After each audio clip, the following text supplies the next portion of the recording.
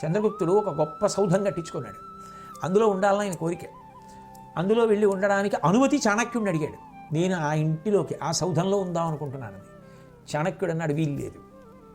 ముందు నేను ఆ సౌధంలో ఉన్న ప్రతి గది పరిశీలించాలి.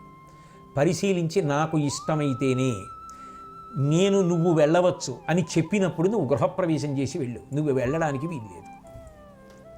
ఆయన మహారాజు చంద్రగుప్తుడు. అప్పుడు మగధ సామ్రాజ్యం అంటే భారతదేశంలో ఏం సామాన్యమైన విషయం కాదు.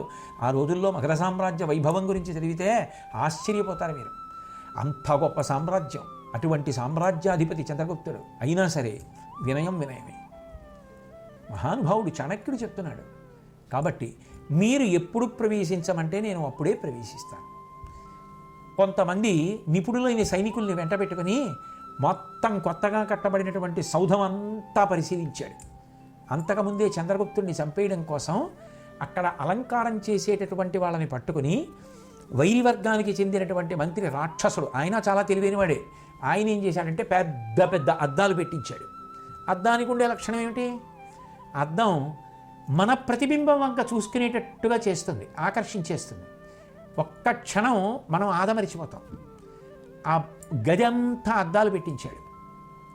లోపలికి వెళ్ళినవాడు తన ప్రతిబింబం అన్ని వేపులా కనపడుతుంటే ముందు నుంచి, పక్కల నుంచి, వెనక నుంచి ఆ అద్దంలో చూసుకుంటూ యామరపాటు పొందుతాడు. ఆ పెద్ద పెద్ద అద్దాల వెనక చిన్న చిన్న కక్షల లాంటివి నిర్మింపచేసి అందులో సుశిక్షితులైన సైనికుల్ని ఖడ్గాలతో కూర్చోబెట్టాడు. చంద్రగుప్తుడు ఆ గదిలో పడుకోవడానికి రాగానే మీరు అద్దాల వెనక నుంచి వెళ్ళి చంపేయండి. ఎలాగో ఏమరపాటుగా ఉంటాడు లోపలికి వచ్చినప్పుడు. అద్దాల్లో తన ప్రతిబింబం వంక దృష్టి వెళ్ళడంలో ఒక్కసారి విస్మృతి పొందుతాడు. ఆ విస్మృతి చాలు మీరు మీద పడి చంపేయడానికి. సంసిద్ధుడుగా ఉండడం. అద్దాలు పెట్టి దృష్టి మరల్చండి అన్నాడు. చాణక్యుడు వెళ్ళాడు ఆ గదిలోకి. ముందు ఆయనకు అనుమానం వచ్చింది.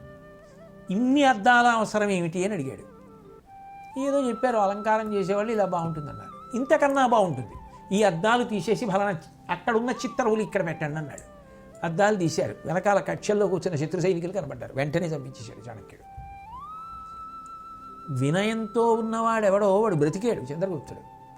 ఎవడు ధిక్కరించి వీడెంత అని చెప్పి ఇంతటి మహాప్రాజ్ఞుడు అని అందరూ చెప్తున్నా, ఆయన చాలా గొప్పవాడు, మహామేధావి, విద్వాంసుడు అని చెప్తున్నా వినకుండా జుత్తు పట్టి ఈడ్పించారు నందులు. ఆయన పిలక ఊడిపోయింది. అక్కడే శపథం చేశాడు, మిమ్మల్ని సింహాసనం మించి పదవీచ్యుతుల్ని చేసే వరకు నేను మళ్ళీ పిలక ముడేసుకోనన్నాడు. బలవంతుడ నాకేమని పలువురతో నిగ్రహించి పలుకుటమేలా